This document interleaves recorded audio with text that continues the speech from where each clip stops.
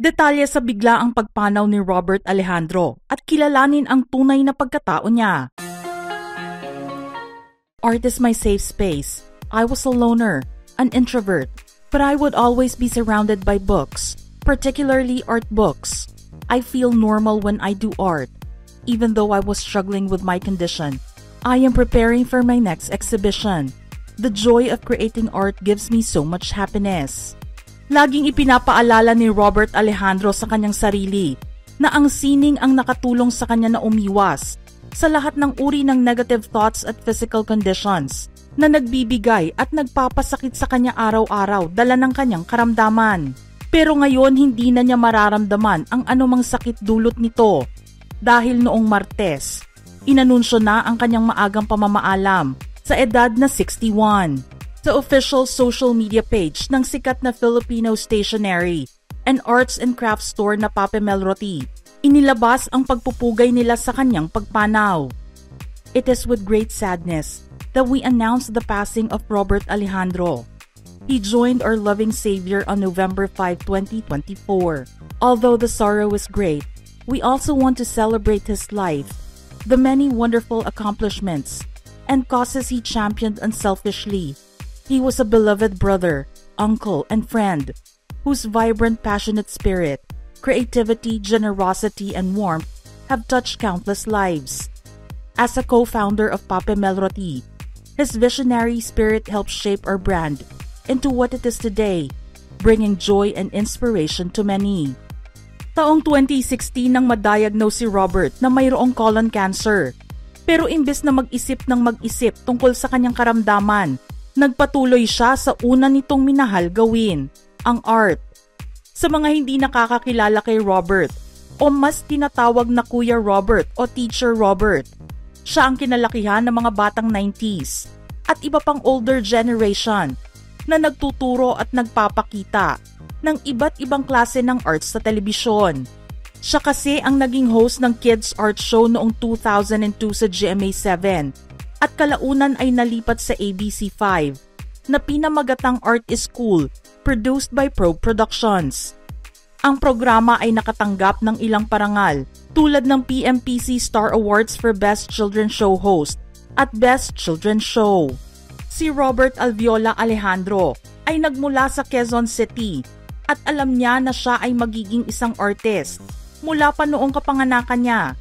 Isa siyang award-winning graphic artist, illustrator, painter, crafter, at isa sa mga co-founders ng Ang Ilustrador ng Kabataan o Ang Inc., ang kauna-unahan at nag-iisang organisasyon ng children's book illustrators na itinatag noong 1991.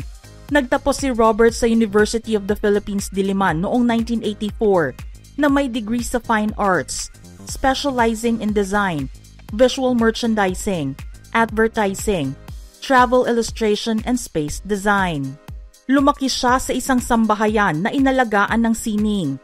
Sa murang edad, nasaksihan niya kung paano lumaki ang tindahan ng kanyang mga magulang na stationery, crafts, gifts at home decor mula sa isang humble gift shop sa kahabaan ng Tomas Morato. Naging cult favorite ang stationery store na ito na nagkaroon ng branches sa pinakamalalaking mall sa bansa. Sa loob ng mahigit 50 years, ang tindahan nila na Pape Melroti na kinuha sa pangalan nilang magkakapatid na Patsy, Peggy, Meldy, Robert at Tina ay nag-o-offer ng kakaibang estilo ng sining na umaakit sa mga kliyente na mayroong whimsical and eco-conscious tastes. Siya ang naupong presidente ng parent firm nito na Corbin Corporation mula 2019 hanggang 2024.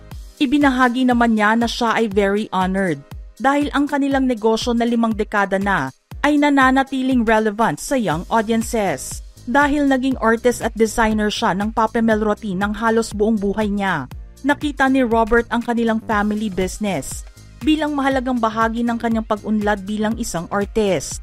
Nakatulong din ito para mapaunlad niya ang kanyang creativity. Pero dahil alam niya na hindi lahat ng mga artist ay may makinarya para ilagay ang kanilang mga obra sa mass production, nakakaramdam siya ng humility dahil nabigyan sila ng kakayahan na ibahagi ang kanilang sariling gawa sa maraming tao. Gayunpaman, hindi na maalala ni Robert kung sino ang nagturo sa kanyang mag-drawing o gumawa ng mga crafts. Ang naaalala na lang niya ay bago pa man siya natutong makapagsulat ng alphabets, mayroon na siyang obra maestra sa kanilang dingding, mga papel, at sa halos lahat ng lugar at bagay na maaari niyang madrawingan. Pero hindi lamang siya nanatiling TV host at artist at illustrator, dahil nagkaroon din siya ng pagkakataon na maging correspondent para sa The Probe team. Kwento niya, "That was really difficult for me. As an introvert, I ended up as TV host because 5 and Up, a show by Probe, did a whole story on me and my work as a designer. And so I got to know them, and I admire them for being really good at their job. They were young, idealistic, definitely good journalism.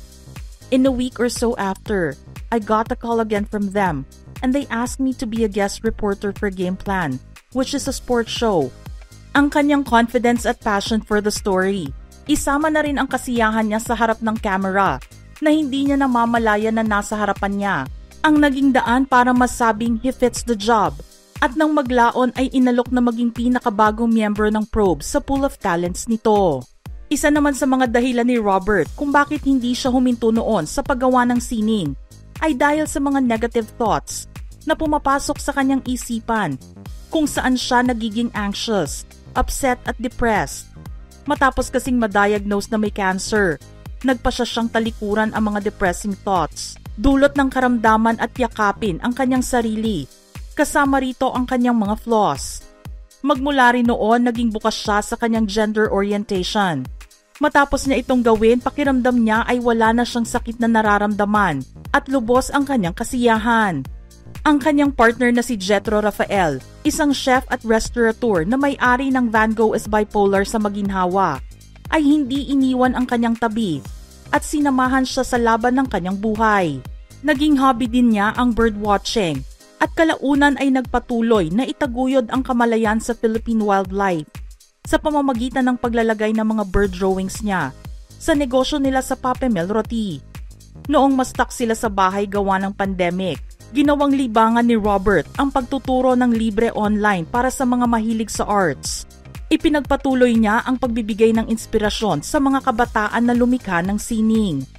Nakikita rin siya noon sa Children's Hour, kung saan nag-host siya ng mga art sessions na nagtuturo sa mga bata na gumuhit ng iba't ibang mga ibon na kalaunan ay nalipat din online.